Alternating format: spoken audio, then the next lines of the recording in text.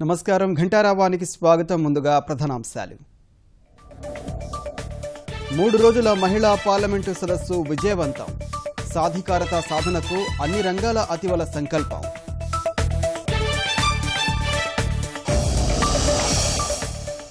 మహిళలకు చట్టసభల్లో గౌరవప్రదంగా రిజర్వేషన్లు దక్కాలి.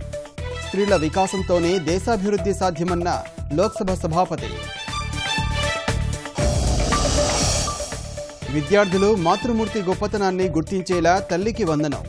సదస్సు వేదికగా కొత్త కార్యక్రమాన్ని ప్రకటించిన సీఎం.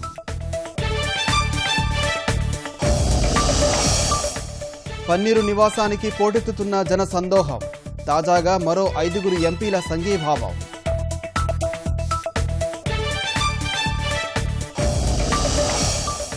సవాళ్లను తట్టుకొని నిలుస్తాం, బల పరీక్షలో గెలుస్తాం అన్నాడీఎంకే అధినేత్రి శశికళ ధీమా.